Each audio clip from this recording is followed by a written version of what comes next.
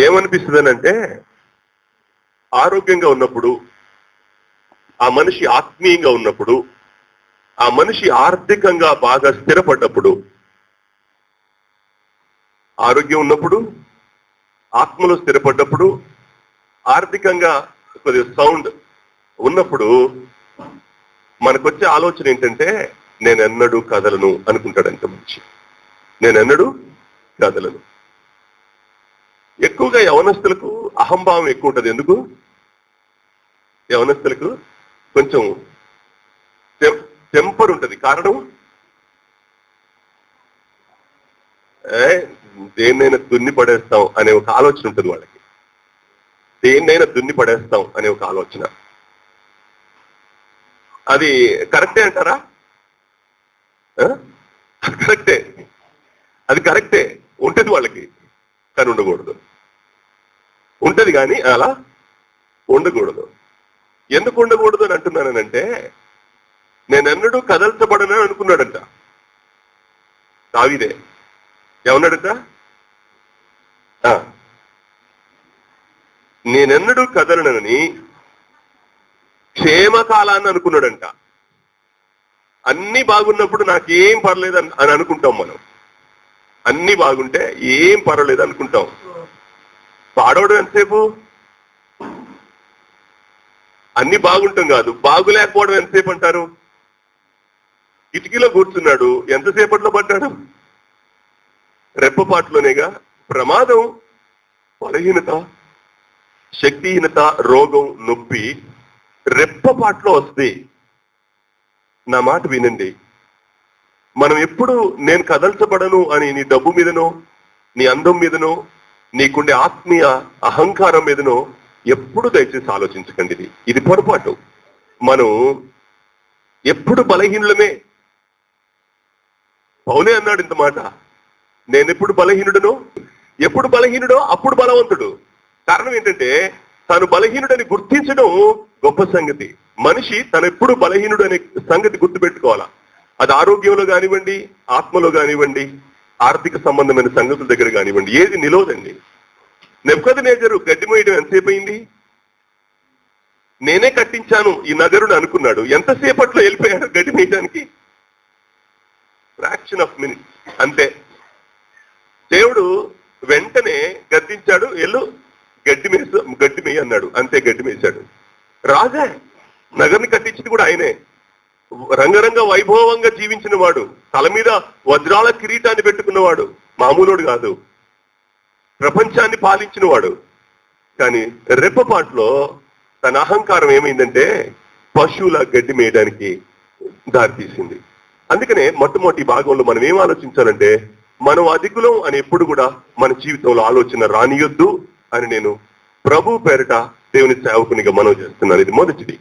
రెండోది, అందులోనే అవచనం చదవండి. ఇప్పుడు ఇంకొక ప్రమాదాన్ని చెప్తున్నాడు ఇక్కడ. నైనా నువ్వే స్థిరపరిచావు అంటున్నవాడు నీ ముఖాన్ని దాచుకున్నావు అన్నాడు. కలతకు కారణం ఏంటి? ఇప్పుడు ఒక వ్యక్తి జీవితంలో కానివ్వండి, ఒక కుటుంబ జీవితంలో కానివ్వండి, నువ్వెందుకు కలత చెందుతున్నావు? ప్రతి చిన్న సమస్యకు కలత, ప్రతి చిన్న సంగతి దగ్గర దుఃఖం, ఏడుపు. నేనేం చేయాలా, ఎట్లా ఈ బ్రతికెట్లా, ఈ కుటుంబం ఎలా, ఈ పిల్లల్ని ఎలా పోషించుకోవాలా, నేను ఎట్లా ఈ పిల్లల్ని ఎలా చదివించుకోవాలా, నేనేంటి? ఏడుస్తున్న చెల్లెళ్ళు తమ్ముళ్ళు ఎంతమంది లేరు? ఒకటే చెప్తున్నా, ఆయన ముఖం దాచుకుంటే నీకు కలత గాని ఆయన నిన్ను దాస్తే నీకు కలత అనేది ఉండదు. ఆయన నిన్ను దాస్తే ఓ మాట చెప్తా. మోషే చిన్నపిల్లోడు నైలు నదిలో పడేయడానికి కారణం, నైలు నదిలో మోషేని జమ్ముపెట్లో పెట్టి పడేయడానికి కారణం తల్లిదండ్రుల హృదయంలో కలత. నా కొడుకుని ఎక్కడ కనిపెడతారో, ఈ ఐగుప్తీయులు ఎక్కడ నా కొడుకుని చంపేస్తారో అనే కలత అంతకాలం ఉంది వాళ్ళకి. కానీ దేవుడు మోషే జీవితాన్ని దాయడానికి ఇష్టపడ్డప్పుడు ఒక మంచి ఆలోచన చెప్పి ఆ అబ్బాయిని దాచాడు దేవుడు. నేను వాళ్ళ అమ్మ నాన్న దాచిందని నేను అనట్లా. ఖచ్చితంగా ఎవరు దాచారు? దేవుడు దాచాడు. దేవుడి చేత దాయబడిన ఏ వ్యక్తి అయినా కలత నుంచి తేరుకుంటాడు. కలత ఉండదు. అందుకని మన దృష్టి ఎప్పుడు కూడా దేని మీద ఉండాలంటే దేవుడు మనని ఎక్కడ దాయాలా అనే ఆలోచన మీద ఉండాలి. దేవుడు దాచే తావులు మనం ఉండి దేవుని దాపున దాగడానికి ఇష్టపడాలా. ఆయన గొప్ప బండ నీడ ఎవరికి? అలసట చెందిన వాడికి. అలసట చెందిన వారికి ఆయన గొప్ప బండ నీడ, దాని చాటున మనల్ని దాస్తాడు ఆయన. దేవుని చేత దాయబడే ఆత్మీయ జీవితం మనకి ఆదరణను, నెమ్మదిని, శాంతిని, సమాధానాన్ని, ఎన్నెన్ని మేలును మనకు చేస్తుందో చెప్పలేను. చాలా మందికి దేవుని చాటున దాయబడాలి అనే ఆలోచన కంటే లోకం చాటున దాగోవాలి అనే ఆలోచన చాలా మందికి ఎక్కువ అవుద్ది. అది నీ జీవితంలో ఎప్పటికైనా ప్రమాదమే. కాబట్టి జాగ్రత్తగా మనం ఆలోచన చేయాలి. చాలా మంది ఏమనుకోకండి, నేను ఎవరిని ఉద్దేశించి చెప్పడం లేదు. చాలా సంఘాలలో, నేటి సమాజంలో చూస్తున్న ఒక సంగతి నేను మీతో చెప్తా. యథార్థంగా జరిగే సంగతులు నేను మీతో చెప్తున్నాను. చాలా మందికి స్వామి భక్తి విశ్వాసులు ప్రదర్శిస్తూ ఉంటారు. స్వామి భక్తిని విమర్శ కోసం చెప్పడంలా, మీకు అర్థం కావాలని చెప్తున్నా, నన్ను మిస్అండర్స్టాండ్ చేసుకోకండి. చాలా మంది విశ్వాసుల జీవితాల్లో స్వామి భక్తి ఎక్కువగా ఉన్నట్టుగా వాళ్ళు కనబడతారు. ఒకసారి వెంకటరత్నం అని చెప్పాడు ఏదో సందర్భంలో. ఏమన్నాడనంటే, తను అనుకుంటుందంట తన భక్తిని ఎలా ప్రదర్శించాలో ఆమె యాక్షన్ ద్వారా, ఆమె ప్రవర్తన ద్వారా చూపించిందంట. ఎట్లా అనంటే, వెళ్తా ఒక సిస్టరు హాస్పిటల్లో ఉందంట. ఓ సిస్టర్, ఆ చర్చిలో ఒక సిస్టర్ హాస్పిటల్లో ఉందంట, బాధలో ఉందంట, ఇబ్బందిగానే ఉంది. ఇప్పుడు ఈ సిస్టర్ ఏం చేసిందనంటే, ఇంకో సిస్టర్తో చెప్తా ఉంది. ఏమనంటే, చెల్లె అసలు ఆమె నాకు ఎంత మోసం చేసిందో, నన్ను ఎంత గాయం చేసిందో నీకు తెలుసుగా చెల్లె? నాకు బాగా తెలుసక్క, నిన్ను చాలా గాయం చేసిందక్క అన్నదట. ఏమా అనగానే, నిజమే చెల్లె, అంతా నాకు గాయం చేసిన, అంత నన్ను నొప్పించిన, నేను ఈవేళ ఆమెకు భోజనం తీసుకెళ్తున్నాను రా, క్యారేజ్ కట్టుకొని భోజనం తీసుకెళ్తాను, బియ్యం కూడా లేవంట, అందుకనే ఇప్పుడు క్యారేజ్ పట్టుకొని వెళ్తున్నాను అందంట. ఇప్పుడు వింటున్న చెల్లికి ఏమనిపించాలి? వింటున్న చెల్లి ఇప్పుడు ఏమనుకోవాలి? అబ్బా, అక్క ఎంత ప్రేమ గలది, చూసావా, వాళ్ళిద్దరికి వైరం ఉన్నా క్యారేజ్ పట్టుకొని వెళ్తుంది, ఎంత మారిందో, అక్క ఎంత మంచిదో అనుకుంటుందంట. వెళ్తా అన్నదంటగా, మరి దేవుని ప్రేమను చూపించాలిగా చెల్లె, అందుకనే అన్నదంట. ఏంటంట? దేవుని ప్రేమని చూపించాలిగా చెల్లె అన్నదంట. ఏంటి నా చూపించే దైవ ప్రేమ? చూపించేది ఏం చేయాలా? దైవ ప్రేమను చూపించే ఆ ప్రదర్శన ఏం చేయాలా? కామ్గా లేవాలా, వంట చేయాలా, బియ్యం లేతే చెల్లి ఏం దిగులు పడమాకలేమ్మా నేను వస్తున్నాను అనాలే, ఆమెకు మాత్రమే చెప్పాలా, వెళ్ళాలా కామ్గా? చెప్పక్కర్లా, తీసుకెళ్లి క్యారేజ్ అక్కడ పెట్టేసి వచ్చేయాలి ప్రార్థన చేసి, అంతేగా. ఇప్పుడు ఎవరు చెప్పింది? చాలా మంది భక్తి జీవితం, స్వామి భక్తి జీవితం, వ్యక్తిగత భక్తి జీవితం ప్రదర్శనలో నిలుస్తా ఉంది. అది దేవుడు ముఖం చాటుకోవడానికి కారణం అవుతుంది. దేవుడు తన ముఖాన్ని దాచుకోవడానికి కారణం ఏంటంటే, మనం చేసే భక్తి ప్రదర్శన. నన్ను క్షమించండి, మాట గట్టిగానే చెప్తున్నాను. మన భక్తి ప్రదర్శన ఎప్పుడు దేవుని దృష్టికి హేయమైందే తప్ప హితమైందిగా మారదు. గుర్తుపెట్టుకుందాం. మనం చేయాలనుకుంటే, ఒక చెల్లికి బాగలేదు, ఒక తమ్ముడికి బాగలేదు, ఓ యవనస్తుడికి బాగలేదు, మనం చేయాలనుకున్నది గదిలోకి వెళ్ళాలా, ప్రార్థన చేయాలా, దేవుడికి ప్రేరేపిస్తూ తీసుకెళ్లాలా, ఏదో చేసి పొలమో 2 పళ్ళు లేకపోతే ఇంకోటి ఏదో ఒకటి నువ్వు ఇచ్చేసి కామ్గా ప్రార్థన చేసి వచ్చేయాలా, అంతే. చెప్పుకుంటే దేవుడు ఎప్పుడు ముఖం దాచుకుంటున్నాడు ప్రజలకు అనంటే, మన ప్రదర్శనలో దేవుడు తన ముఖాన్ని దాచుకుంటాడు అనే ఒక సత్యాన్ని దేవుని పిల్లలుగా మనం ఇక్కడ ఖచ్చితంగా గమనించాల్సిన అవసరం ఉంది. నేను ఈవేళ దరిదాపుగా ఈ వాక్యాన్ని మీకు ఒక 10 వారాలు చెప్పాలని అనుకుంటున్నాను. ఒక 10 వారాలు అవుద్దేమో, లేదా కనీసం 5-6 వారాలన్నా ఈ వాక్యం కొనసాగుద్ది. దీని మీద దయచేసి నేను మీకు చెప్తున్నాను. 2వ దినవృత్తాంతముల గ్రంథము 22వ అధ్యాయం నుంచి చివరి దాకా ఆ వచనాలన్నీ, ఆ అధ్యాయాలన్నీ కూడా దయచేసి చదువుకోండి. నేను ప్రతి వారం దీని మీదనే మీతో మాట్లాడతాను, ఈ అధ్యాయాల మీదనే నేను మాట్లాడతాను. కాబట్టి మీరు దయచేసి ఇంటి దగ్గర చదువుకోండి ఈ అధ్యాయాల్ని. 22వ అధ్యాయం మొదలుకొని చివరి దాకా ఈ అధ్యాయాన్ని మీరు బాగా చదువుకోండి. 2వ దినవృత్తాంతాల గ్రంథం 22వ అధ్యాయం నుంచి చదువుకోండి. మీరు చదువుకొని రావడం ద్వారా కొంచెం మీకు నేను ఇస్తున్న వివరణ మీకు కొంచెం క్లియర్ గా అర్థం అవడానికి కారణం అవుతుంది. మంచిది. ఇక్కడ ఎవరున్నారు అనంటే యెహోయాదా అనే ఒక యాజకుడు అక్కడ ఉన్నాడు. యెహోయాదా అతని పేరు. చూడండి 10వ వచనం, 11వ వచనం, 12వ వచనం. ఆ దినాల్లో ఇశ్రాయేలీల రాజు చచ్చిపోయాడు. చనిపోయిన తర్వాత వాళ్ళమ్మ అతల్య రాణిగా తను తాను హెచ్చించుకుంది. ఇప్పుడు ఆ దేశానికి, ఇశ్రాయేల్ దేశానికి ఆమె మహారాణి. ఆ మహారాణి పరిపాలనను తన చేతులు తీసేసుకుంది. పరిపాలన తీసుకొని ఇప్పుడు రాజ్యాన్ని పాలిస్తుంది. దైవ క్రమం ఏంటి అనంటే స్త్రీలకు అభిషేకం లేదు. రాజులుగా ఉండదగిన ధర్మశాస్త్రం, రాజులుగా ఉండడానికి ధర్మశాస్త్రం ఒప్పుకోవట్లా. ఇక్కడ వాక్య విరుద్ధం అయిపోయింది. వాక్య విరుద్ధంగా ఆమెకున్న బలాన్ని, ఆమెకున్న తెలివితేటల్ని, ఆమెకున్న బలగాన్ని ఆధారం చేసుకొని ఇప్పుడు ఆమె రాజ్యాన్ని ఏలడానికి రాణిగా మార్చబడింది. సరిగ్గా ఆ రోజుల్లో ఈ యెహోయాదా ఆయన భార్య, అంటే ఆయన భార్య ఎవరు అనంటే ఈ అతల్యాకు కూతురే. వాళ్ళ కొడుకు చనిపోయిన తర్వాత ఆ కొడుకు పిల్లలందరినీ చంపేసింది. ఆమె చేసిన పని ఏంటంటే కొడుకు పిల్లలందరినీ చంపేసింది. సరిగ్గా సమయంలో దేవుడు అందులో ఒక చిన్న పిల్లోని, పురిట్లో ఉన్న పిల్లోని తీసుకెళ్లి దాచేసింది. ఈ యాజకుని భార్య, వాళ్ళ అమ్మాయి, ఒక విధంగా చెప్పాలంటే వాళ్ళ అమ్మాయి, విధంగా చెప్పడం కాదు, వాళ్ళ అమ్మాయి. అతల్యా కూతురే యెహోషబత్ ఆమె పేరు. ఆమె ఈ చిన్న పిల్లోని అందరినీ చంపింది. ఈ పిల్లోడు దొరకలా, తీసుకెళ్ళింది కామ్గా ఒక వంటింట్లో పెట్టేసి 6 సంవత్సరాలు ఆ స్త్రీ రాజ్యాన్ని పాలన చేసింది. ఒక్కరోజు కూడా ఈ అబ్బాయి ఆమె కనబడలా. ఆ 6 సంవత్సరాలు ఆ పిల్లోని ఎలా దాచిందో చెప్పలేను.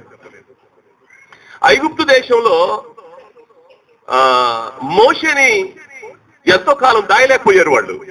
అందుకనే జమిపెట్ట పెట్టేసి మా వల్ల కాదని 3 ఏళ్లలో తీసి ఆడు పడేశారు. కొద్ది కాలంలో చిన్నపిల్లడిగా ఉన్నప్పుడు తీసుకుని చెమిపెట్ల పడేసి బతికితే బతుకుతాడు, లేక లేదని. కానీ ఇక్కడ అలా కాదు. 6 సంవత్సరాలు ఆ పిల్లోని భద్రంగా కాపాడిందంట. యెహోయాదా వాళ్ళ భార్య ఇద్దరు కలిసి ఆ అబ్బాయిని వాళ్ళు దాచుకున్నారట. వాళ్ళు దాయడానికి కారణం ఎవరంటే దేవుడు. ఆ పసిపిల్లోని దాయడానికి కారణం దేవుడు.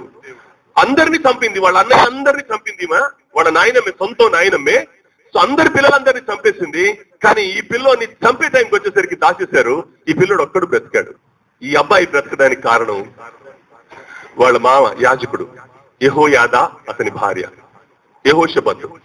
వీళ్ళిద్దరూ కలిసి ఆ అబ్బాయిని కాపాడారు. 6 సంవత్సరాలైంది. ఈ 6 సంవత్సరాలలో ఆమె రాణి, అతల్య రాణి. కానీ ఆ పిల్లోడి ఏడుపు గాని, ఆ పిల్లోడి వాసన గాని అతల్య దృష్టికి వెళ్లకుండా కాపాడారు వీళ్ళిద్దరు. మీరు చెప్పండి, ఇది ఎవరి ప్లాన్ అంటారు? దేవుని ప్లాన్.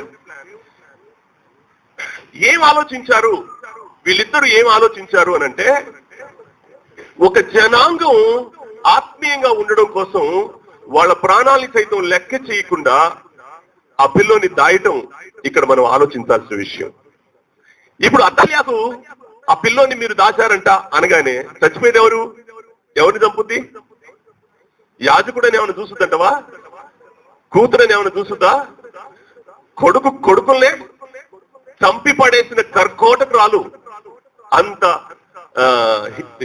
నీచమైన స్వభావం గలది. కొడుకుల్ని చంపి పడేసింది. కనికరం లేని రక్తం ఆమెది, ప్రేమ లేని తత్వం ఆమెది. అంత దౌర్భాగ్యంగా ఆ పిల్లల్ని చంపేసింది. ఈ బాబుని పెంచడంలో, ఈ బాబుని దాయడంలో దేవుడు జోక్యం చేసుకున్నాడు. దేవుడు జోక్యం చేసుకొని ఎంత బాగా కాపాడాడనంటే ఆమె దృష్టిలో పడకుండా కాపాడాడు. కారణం ఏంటి? ఏం చేసింది అనంటే, దావీదు వంశం సర్వనాశనం కావాలా, దావీదు వంశంలో ఒక్కడు కూడా సింహాసనం వేలేవాడు ఉండకూడదు. ఈ కుతంత్రం ఎక్కడొచ్చింది అనంటే ఈమెలో సాతానుడు పుట్టించాడు. దేవునికి అనుకూలమైన వారిని తప్పుతో పట్టించి, దేవుని చిత్తానికి లోబడ్డానికి ఇష్టపడ్డ వారిని పక్కత్రోవ పట్టించి వాళ్ళని నాశనం చేయడానికి వాడు కట్టుకున్న కంకణం సాతాను ప్లాను. యెహోయాదాకు ఏమర్థమైందనంటే దేవుని ప్లాన్ అర్థమైంది, దేవుని వాగ్దానం అర్థమైంది, దేవుని విషయంలో పట్టుదల అర్థమైంది. అందుకనే తను ఏం చేశాడంటే, ఏమైతే ఇంతమంది చచ్చారు, నేను ఒక లెక్క, నేను కూడా చచ్చిపోతాను, కాబట్టి నేను ఈ అబ్బాయిని ఎలాగైనా బ్రతికించాలా. దేవుడు ఏం ఆశిస్తాడనంటే, సంఘంలో అందరూ ఆత్మీయంగా చచ్చిపోవడం ఒక వంతు అవుతే, అక్కడ ఎవరినైనా ఆత్మీయంగా బ్రతికించుకోవడం అనేది దేవునికి ఇష్టం. సాతానుడు యవనస్తులందరినీ చంపేస్తా ఉంటే అందులో ఎవరినో ఒకరిని బ్రతికించి ఆ శేషం ద్వారా దేవుడు తన అద్భుతమైనటువంటి ప్రణాళికను లోకానికి అర్థమయ్యేటట్టు చేయగలిగిన దేవుడు. ఐగుప్తు దేశంలో మోషేను ఎందుకు బ్రతికించాడు? ఐగుప్తులందరినీ విడిపించడానికి. అదే సేమ్ అన్నమాట ఇక్కడ కూడా. అంతే, ఇక్కడ కూడా ఈ అబ్బాయి బ్రతకడానికి కారణం ఏంటంటే, రేపు ఈ అబ్బాయి శేషం, ఈ అబ్బాయి యూదా జనాంగానికి, యూదా రాజుల, ఈ అబ్బాయి ఒక్కడు చచ్చిపోతే ఇక యూదా దేశంలో ఒక్కడు కూడా లేడు. దావీదు సంతానంలో రాజు అనబడేవాడు ఒక్కడు కూడా ఉండడు. అందుకని మగవాడు లేకపోతే సింహాసనం ఎక్కడానికి అవకాశం లేదు. ఒక ప్లాన్ అనమాట అది. సాతాను వేసిన ప్లాన్ లో ఈ కుటుంబాన్ని నాశనం చేయడం కోసం సాతానుడు ప్రేరేపించి చేసిన కుతంత్రం ఇది. ఈ కుతంత్రంలో యెహోయాదా దేవుని పాదాలు పట్టుకున్న వ్యక్తి. యెహోయాదా భార్య భయభక్తులు కలిగినటువంటి ఆమె దేవుని పాదాలు పట్టుకుంది, ఏడవడం మొదలుపెట్టింది. అయ్యా, ఈ శేషం ఒక్కటి కూడా లేకుండా అందరూ చావాల్సిందేనా? సజీవంగా అందరూ పాడైపోవాల్సిందేనా? శేషం ఉండొద్దా? ఏమి ఏడ్చిందో, ఏం అడిగారో దేవుణ్ణి, ఎలా బ్రతిలాడారో చెప్పలేం. కానీ మొత్తానికి ఈ అబ్బాయి బ్రతకడానికి కారణమైంది. దేవుడు ఎలా దాచాడంటే, 6 సంవత్సరాలు ఆ దేశానికి ఆమె రాణి, కానీ అదే మందిరంలోనే దాచారు. కానీ ఆ పిల్లోడి స్వరం కూడా వినబడకుండా ఆమె చెవులు దేవుడు మూసేశాడు. హల్లెలూయా. శత్రువుల చెవులు కూడా మూసాడు. ఎవరు వెళ్ళి కంప్లైంట్ చేయకుండా, ఆ అబ్బాయి బ్రతికడని చెప్పకుండా. చెవులే కాదు, కళ్ళు కూడా మూసేశాడు దేవుడు. దేవుడి దృష్టిలో ఎవరైనా ఉంటే వాళ్ళని కాపాడుకోవడం కోసం శత్రువు యొక్క కళ్ళు మూయగలడు, నోరు మూయగలడు, వాళ్ళ జీవితాన్ని మూసేయగలడు దేవుడు. అదే జరిగింది వీళ్ళ జీవితంలో. అద్భుతమైన సంగతి వాళ్ళ జీవితంలో జరిగింది. దేవుని ప్లాన్ ఎరిగిన వాడు ఒకటి ఆలోచించాడు, దేవుని కొరకు నేను ఈ అబ్బాయిని పెంచాలా, దేవుని మహిమ కొరకు ఈ అబ్బాయిని నేను దాయాలా, నేను నా భార్య ఇద్దరం కలిసి ఈ అబ్బాయిని దాస్తే దేవుని నామానికి మహిమ కలుగుద్ది అనుకొని ఆ అబ్బాయిని దాచిన అనుభవం దగ్గరికి తీసుకొచ్చారు. ఎంత అద్భుతంగా దాచారో చెప్పలేను. ఏలియాను సారపతిలో దేవుడు దాచినట్టు. సారపతి ఊరెవరిది? అహబు రాజుగారి భార్య యెజబెల్ సొంతూరది. సారపతి ప్రాంతం యెజబెల్ది. కాబట్టి దేవుడు ఎక్కడ తీసుకెళ్లి దాచాడంటే, ఎవరు శత్రువులో వాళ్ళ అండనే పెంచాడు దేవుడు. ఆయన జ్ఞానం దగ్గర వీళ్ళపాటోళ్ళు. అందుకని దేవుడు ఒక వ్యక్తిని దాచుకోవాలంటే ఆయనకుండే ప్లాన్స్ అన్ని ఆయనకు ఉంటాయి. కాబట్టి దేవుని ప్రణాళికలో ఉండగలిగిన వ్యక్తుల జీవితాల మీద దేవుని శ్రేష్టమైన కాపుదల అద్భుతంగా ఉంటుంది. దీన్ని మనం గమనించాలా. ఈ అబ్బాయిని ఎంత బాగా దాచారో చెప్పలేను. శేషం ఒక్కడే మిగిలాడు. ఇప్పుడు అందరూ చచ్చిపోయారు. మొత్తం ఆయన కొడుకు బిడ్డల ఎంతమంది రాకుమారులు అయితే ఉన్నారో అందరినీ చంపేసింది. ఈ అబ్బాయిని మాత్రం దాయబడింది. ఈ అబ్బాయి దాయపడ్డాడనే సంగతి కూడా ఆమెకు తెలియదు. ఇంకోటి ఏంటంటే ఈ పిల్లాన్ని ఇతను కూడా చచ్చిపోయాడని ఊహించుకుంటా ఉందామే. అసలు ఈ పిల్లోడు బ్రతికున్నాడన్న ఆలోచన కూడా ఆమె మైండ్ లోకి రాకుండా దేవుడు తన మైండ్ బ్లాక్ చేశాడు. కొన్నిసార్లు మానవ హృదయం ఎట్లా తయారవుతుందంటే బ్లాక్ అయిపోద్ది. ఏం అర్థం కాదు మనకి. మైండ్ బ్లాక్ అయిందన్నా అంటాం మనం, ఏం అర్థం కావట్లేదన్నా అంటాం మనం. చాలా సార్లు మన మైండ్ బ్లాక్ అవుద్ది, మనకు అర్థం కాదు, సంగతి అర్థం కాదు, దేవుని ప్రణాళిక మనకు అర్థం కాదు. కాబట్టి దేవుడు ఏం చేస్తాడంటే ఆ ప్రణాళికలో ఆమెకు అర్థం కాకుండా ఈ అబ్బాయిని దాచేశాడు దేవుడు.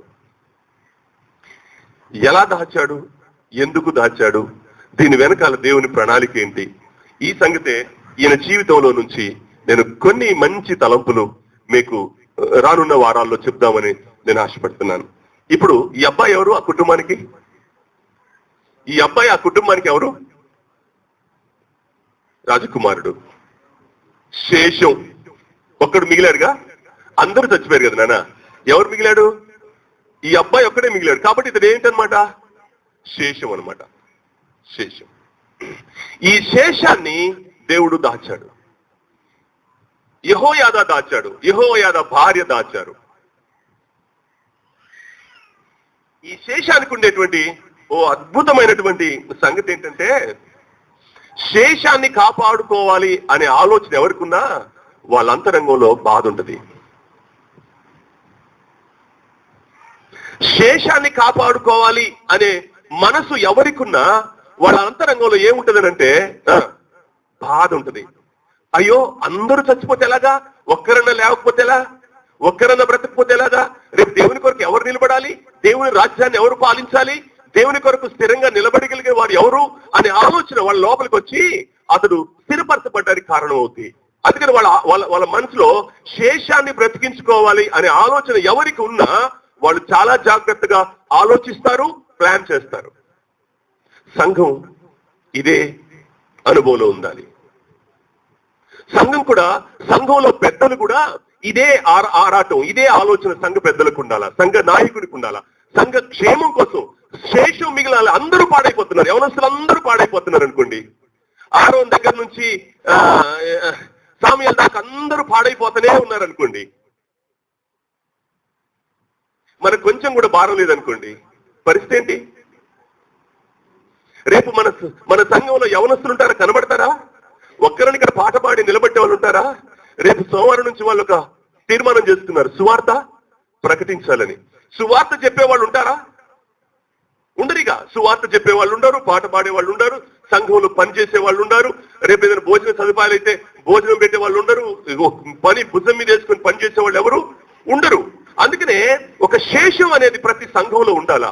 ఆ శేషాన్ని బ్రతికించుకోవడం కోసం సంఘ నాయకుడు కానివ్వండి, సంఘంలోని పెద్దలు కానీ ఏం ఉండాలి, ఏం ఆలోచించాలంటే సంఘం క్షీణిస్తున్నప్పుడు సంఘం యొక్క క్షేమం, సంఘం యొక్క శేషం భూమి మీద బ్రతకాలి అనే ఆలోచన ఆ శేషానికి ఎప్పుడు ఉంటుంది. ఆ మైండ్ రావాలి మనకి. అది లేనప్పుడు టోటల్ గా ఒక్కొక్కరు వెనక్కి జారిపోయి వాళ్ళు పతనావస్థలకు వెళ్ళిపోవడానికి కారణం అవుతుంది. ఇది మొదటిది. రెండోది ఏంటి అని అంటే మరొక లక్షణం ఏంటంటే వాళ్ళు ఈ శేషం నుండి ఆదరించబడాలని కోరుకుంటారు. ఉదాహరణకు చెప్తున్నాను, కొలసీ పత్రిక చూడండి, 2వ అధ్యాయం 1-2 వచనాలు చూడండి. కొలసీలకు రాసిన పత్రిక, పౌలు గారు కొలసీ సంఘానికి ఉత్తరం రాస్తూ ఈ మాట మాట్లాడుతున్నాడు. ఎందుకు పోరాడుతున్నాడు? నేను ఎంతగా పోరాడుతున్నానో మీరు తెలుసుకొని కోరుతున్నాను. నా ముఖం చూడలేదంట. నేను మీ కొరకును ఎన్నడూ ముఖం చూడని వారి కొరకును నేను ఎంతగా పోరాడుతున్నానో మీరు తెలుసుకోవాలని అనుకుంటున్నాను అన్నాడు. అంటే ఏముంది, వాళ్ళ ముఖమే చూడలేదు, కానీ కొలసీ సంఘం ఎలా ఉండాలని కోరుకుంటున్నాడు పౌలు. కొలసీ సంఘం పాడు కాకూడదు, కొలసీ సంఘం ఆత్మీయంగా ఉండాలా, శేషంలో సంఘం నిలిచి ఉండాలా, రేపు ఎత్తబడే గుంపులో ఆ సంఘం ఉండాలనేటువంటి ఆ ఆత్మ దర్శనం గలవాడు ఆత్మలో పోరాడుతున్న అనుభవం దగ్గర పౌలు ఉన్నాడు. మొట్టమొదట బాధపడే స్వభావం ఉంటుంది శేషాన్ని కాపాడుకునే వారికి, బాధపడే స్వభావం ఉంటుంది. అనుకుంటా ఉంటాను, యవనస్తులు అందరూ మంచిగా మా చర్చిలో యాక్టివ్ పార్టిసిపెంట్ అయితే అబ్బా నా పిల్లలు ఎంత మంచి వాళ్ళు, అని సంతోషం వేస్తూ ఉంటుంది. ఒక్కోసారి వీళ్ళు డుమ్మాలు కొట్టేసి నిర్లక్ష్యంగా ఎట్టెట్టో జీవిస్తూ ఉంటే ఎంత బాధ కలుగుద్దో చెప్పలేను. ఎందుకు ఇలా తయారవుతున్నారు పిల్లలు? ఏమవుతుంది? వీళ్ళని పిలిచి అడుగుతా ఉంటాను నేను, ఎందుకు రా హౌస్ విజిటింగ్ చేయండి, పిల్లల కొరకు ప్రయాసపడండి, ప్రార్థన చేయండి, పిల్లలతో చెప్తా ఉంటాను నేను. ఏముంటుందనంటే బాధపడే స్వభావం. శేషం మిగిల్చుకోవాలనుకునేవాడు బాధపడతాడు, శేషాన్ని మిగిల్చుకోవడం కోసం ఆలోచిస్తాడు. శేషానికి ఉండే అద్భుతమైన లక్షణం ఇది. మనిషి ఆలోచించాలా? పాడు చేసుకోవడం ఎంతసేపు? చాలా ఈజీ. సంఘం కానీ, సంఘంలో యవనస్తులు కానీ, సంఘంలో విశ్వాసులు కానీ, సంఘంలో ప్రార్థనా పరులు కానివ్వండి, సంఘంలో స్వార్థ ప్రకటించే వాళ్ళు కానీ, సంఘంలో ఆత్మీయంగా ఉండేవాళ్ళు ఎవరు వెనక్కి జారుతున్నా వాళ్ళు శేషంలో నిలిచోవాలనే బాధ ఇక్కడ ఉండాలా? అది యెహో యాదాకుంది, వాళ్ళ భార్యకుంది. ఆ కారణాన వాళ్ళు వాళ్ళ గురించి బాధపడ్డారు కాబట్టి పిల్లల్ని తీసుకెళ్లి దాచారు. తర్వాత ఈ శేషాన్ని మిగిల్చాలా అనే ఆలోచన వాళ్ళకి వచ్చింది కాబట్టి ఈ పిల్లని 6 సంవత్సరాలైనా కూడా అతలియాకు కనబడకుండా దాచేశారు. హల్లెలూయా. అంటే ఒక ఆలోచన, ఒక బాధ అనేది అంతరంగంలో ఉంటే దాని కొరకు మనం ఏం చేయాలో, ఏ స్టెప్ తీసుకుని వాళ్ళని కాయాలో అనేటువంటి ఆలోచన మనకు ఉంటుంది. ఈ దినాల్లో సొంత తల్లిదండ్రులే తమ పిల్లలు పాడవుతుంటే వాళ్ళని గురించి బాధపడతారు కానీ వీళ్ళని ఎలా క్రమంలో శేషంలో ఉంచాలనేటువంటి ఆలోచన వాళ్ళ అంతరంగానికి రాకపోవడం చాలా విచారం, దుఃఖం. ప్రతి తల్లికి, ప్రతి తండ్రికి ఏం ఆలోచన ఉండాలి అనంటే, నా పిల్లలు శేషంలో ఉండాలి. రేపు 2వ రాకడలో ప్రభు వస్తే అందరిలాగే కొట్టుకొని పోకూడదు. 2వ రాకడలో ప్రభు వచ్చినప్పుడు నా పిల్లలు ఎత్తబడాలి, నా పిల్లలు క్షేమంగా ఉండాలి, నిత్య రాజ్యానికి వారు వారసులు కావాలనేటువంటి ఆలోచన మన అంతరంగంలోకి రావాలి. యెహోషాపాతుకు ఈ ఆలోచన వచ్చింది. ఆ పిల్లోని కాపాడాలా, యూదా వంశాన్ని స్థిరపరచాలా. సాతానుడు ఎన్ని కుట్రలేసినా, సాతానుడు ఆ వంశాన్ని, దావీదు వంశాన్ని ఎలా పతనం చేయాలని అనుకున్నా, దేవుని పక్షంగా, దావీదు పక్షంగా దేవుడు ఆలోచించే విధానాల్లోకి వీళ్ళు నిలబడి దేవుని పక్షంగా కార్యం చేస్తున్నటువంటి అనుభవంలో వీళ్ళిద్దరు ఉండడం గొప్ప విశేషం. మీరు కూడా ఇలా ఆలోచించండి. నశించిపోతున్న యవనస్తుడు, నశించిపోతున్న నీ భర్తో, నీ భార్యో, నీ పిల్లలో ఎవరైనా ఉంటే వాళ్ళు శేషంలో నిలిచోవాలి అనే ప్రార్థన మీరు కలిగి ఉండాలి. దావీదు అంటాడు, ఇదిగో పిడికెడు విత్తనములు చేత పట్టుకుని కన్నీళ్లతో విత్తువాడు సంతోషమని పనులు. ఏమైంది ఇప్పుడు? ఆఖరి విత్తనాలంట, పిడికెడే విత్తనాలు ఉన్నాయంట. ఈ పిడికెడు విత్తనాల్ని విత్తేటప్పుడు ఏడ్చుకుంటూ విత్తాడంట. ఒక శేషం నిలిచి ఉండాలా, సంఘంలో యవనస్తులు ఉండాలా, సంఘంలో ఆత్మీయులు ఉండాలా, సంఘంలో పెద్దలు క్షేమంగా ఉండాలా, సంఘంలో ప్రతి వారు క్షేమాభివృద్ధి పొందాలనే ఆశ ఉన్నప్పుడు అందులో అందరూ ఆత్మీయంగా ఉండవు. ఏళ్ల మీద లెక్క పెట్టి 1, 2, 3, 4, 5, 6 అని కొద్దిమంది లెక్క పెట్టుకొని వాళ్ళ పక్షంగా ఏం చేయాలంటే అది శేషం అనుకొని ఆ శేషం కొరకు బాధపడిన అనుభవం, ఆ శేషం కొరకు ఆలోచించి ఆ శేషాన్ని భద్రంగా కాపాడుకోవడం కోసం ప్లాన్ చేసుకుంటూ ఉండాలా, ప్రార్థన చేసుకుంటూ ఉండాలా. ఇది లేకపోతే చాలా కష్టం. ఏముంటుంది? ఒకవేళ ఈ అబ్బాయి, ఈ చివరి అబ్బాయి రాణి చంపగా మిగిలిన ఈ అబ్బాయి కూడా చచ్చిపోయి ఉంటే శేషం ఉండేదా? లేదు. ఆ ఒక్క పిల్లడు కూడా చచ్చిపోతే ఇంకేమీ లేదు. అందుకనే ఈ యెహోషాపాతుకు కానివ్వండి, ఆ భార్య భర్తల యాజకులకు ఏముందనంటే ఈ పిల్లని ఏదో విధంగా బ్రతికించుకోవాలి. ఎంత అద్భుతమైన ఆలోచన, ఎంత కేర్ తీసుకుంటున్నారో. చిన్న పిల్లని పొత్తిళ్ళు పెట్టుకుని పారిపోయిందంట యెహోషాపాతు. వంటగదిలో పెట్టినారు. వంటగదిలోకి రాని రాదుగా. చూడండి, వంటగదిలోకి రానేందుకు వచ్చింది? రాదు. అందుకని వంటగదిలో పెట్టేసిందంట. వంటగదిలో మరి ఏడవకుండా ఏం చేసిందో తెలియదు. దేవుడే తన నోరుని ప్లాస్టర్ చేసి ఉంటాడు, ఏడవకుండా కాపాడుంటాడు. నీకు ఆశ ఉంటే నీ ప్లాన్లు నెరవేర్చడానికి దేవుని సహాయం నీకు అందుతుంది. నీకు బాధ ఉండాలా, నీకు ఆలోచన ఉండాలా, నువ్వు దాని కొరకు ప్రయాసపడాలా. అప్పుడేముంటుందంటే దేవుని సహాయం నీకు అందుతుంది. దేవుని సహాయం నీకు అందితే దేవుని ప్లాన్ లో ఉన్నటువంటి వ్యక్తులను నువ్వు రక్షించుకుంటావు. దేవుని కొరకు ఒక శేషాన్ని నిలబెడతావు. దేవుని కొరకు తన పిల్లల్ని కాపాడుకుంటావు. నీ సొంత పిల్లలే అక్కర్లా, బయట పిల్లలైనా ఎవరినో ఒకరిని నువ్వు కాపాడుకునే అనుభవం నీకుంటుంది. యెహోషాపాతు స్త్రీ అయినా ఎంత డేర్ స్టెప్ చేసిందో మీరు ఆలోచించండి. యెహోయాదా యాజకుడే కానీ ఎంత డేర్ స్టెప్ చేశాడో, ఎంత క్రూరురాలంటే ఆమె అబ్బో భయంకరమైన క్రూరాలు, మన వాళ్ళని ఊతకొద కోసేసింది, కళ్ళ ముందు ఆమె చంపిపడేసింది కత్తితో. అంత దుర్మార్గురాలు ఆమె. సొంత మన వాళ్ళని ఎవరైనా చంపుకుంటారండి? చంపేసింది. శేషం ఉండకూడదు, శేషం ఉండకూడదు. దావీదు వంశం భూమి మీద బ్రతకూడదు. కానీ కనికరం గల దేవుడు శేషాన్ని, దావీదు వంశం నిలబడడం కోసం ఆ శేషాన్ని దేవుడు నిలబెట్టుకోవడానికి ఆ అబ్బాయిని ఎంత అద్భుతంగా దాచాడు చెప్పలేము. ఒకటి శేషాన్ని కాపాడుకోవాలంటే ఏముండాలి? మనకి మనసులో బాధపడిన అనుభవం ఉండాలి. 2 ఆలోచించాలా ఏం చేస్తే బాగుంటది, ఈ శేషాన్ని ఎలా నిలబెట్టుకోవాలా. ఆదివారం వచ్చాం, వాక్యం విన్నాం, ఇంటికి వెళ్ళిపోయాం. ఏమా వచ్చాం, వాక్యం విన్నాం, వెళ్ళిపోయాం. పిల్లలు పాడవుతున్నారు. ఇప్పుడు నీకేముంది? అయ్యో ఆ పిల్లల్ని బ్రతికించుకోవాలా, అయ్యో ఆ పిల్లలు ఎలా బ్రతుకుతారు, ఎలా వారిని ఆత్మీయంగా సజీవులుగా మార్చాలనే ఒక ఆలోచన ఉండొద్దు నీకు. నువ్వెప్పుడు బాధపడతావో, ఎప్పుడు ఆలోచిస్తావో దేవుడు నీకు సహాయం చేసి దాచి అనుకూలమైన వాతావరణాన్ని దేవుడు నీకు కలగజేస్తాడు. నీ పిల్లలైనా సరే గుర్తుపెట్టుకోండి, నీ పిల్లలే చెడిపోతున్నారు ఇవాళ. నీ పిల్లలే సాతాను గబంధహస్తాల్లో ఇరుక్కుపోతున్నారు. నీ పిల్లలే, నీ ఎదిగిన నీ యవనస్తులే సాతాను కోరల్లో చిక్కుపడుతున్నారు. కానీ నీకు ఆ బాధ, నీకు ఆలోచన, ఆ శేషాన్ని బ్రతికించుకోవాలనే తపన, ఆరాటం నీకుంటే దేవుడు వెంటనే సహాయం చేస్తాడు. అద్భుతంగా నీ పిల్లల్ని కాపాడుకుంటాడు. ఇది మన జీవితంలో నేర్చుకోవాల్సిన సత్యం. ఖచ్చితంగా మనం ఈ సంగతులు నేర్చుకోవాలి, ఖచ్చితంగా నేర్చుకోవాలి. దేవుని ఉనికిని తెలుసుకున్నవాడు, దేవుడు ఉనికిని తెలుసుకున్నవాడు, రాబోయే తరం కోసం ప్రయాసపడినవాడు. రాబోయే తరాన్ని నిలబెట్టుకోవాలా? ఒక తరం అనేది లేకపోతే, ఆ తరాన్ని ముందుకు నడిపించుకోకపోతే ఎలా? ఒక ఈ ఆలోచన విధానం ఆయన్ని స్థిరపరచడానికి కారణమైంది. అందుకని చెప్తున్నాను, దేవుని పిల్లలుగా మనం ఈ సత్యాలను నేర్చుకుంటూ దేవుని శేషాన్ని భూమి మీద నిలబెట్టుకోవాల్సిన అవసరం మనకుంది. ఆ రోజున అక్కడ ఈ అబ్బాయిని దేవుడు కాపాడుకున్నాడు, దాచుకున్నాడు. మనమేమో మనల్ని దాయడానికేమో ఆయన ముఖం తిప్పుకుంటున్నాడు. ఇది మన పరిస్థితి. యెహోయాదా విషయంలో కానీ, యెహోషాపాతు విషయంలో కానీ దేవుడు ఏం చేశాడు? దాచాడు వాళ్ళని. వాళ్ళ ద్వారా పిల్లల్ని దాచాడు. ఎందుకు? శేషం ఉంచాలి కనుక. అదే ఇప్పుడు మన దగ్గరికి వచ్చేసరికి ఇప్పుడు మనం ఏమవుతున్నాం?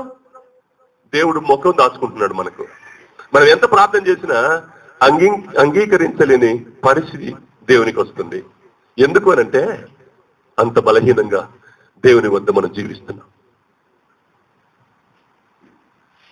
నీ పిల్లల్ని శేషంలో ఉంచాలనే బాధ, నీ పిల్లల్ని శేషంలో ఉంచాలనే ఆలోచన, నీ పిల్లల్ని శేషంలో నిలబెట్టాలనేటువంటి ఒక కార్యరూపకమైన అనుభవం నీ జీవితంలో ఉంటే దేవుడు ఖచ్చితంగా నీకు సహాయం చేస్తాడు. యెహోషాపాతు కానివ్వండి, యెహోయాదా ఆ పిల్లోని దాయటంలో అంతే ఆలోచన చేశారు. అందుకని దేవుడు దాచిపెట్టాడు వాళ్ళని. దేవుడు ఎన్నడన్నా ముఖం మరుగు చేసుకున్నాడా అని అనుకుంటే చేయలా.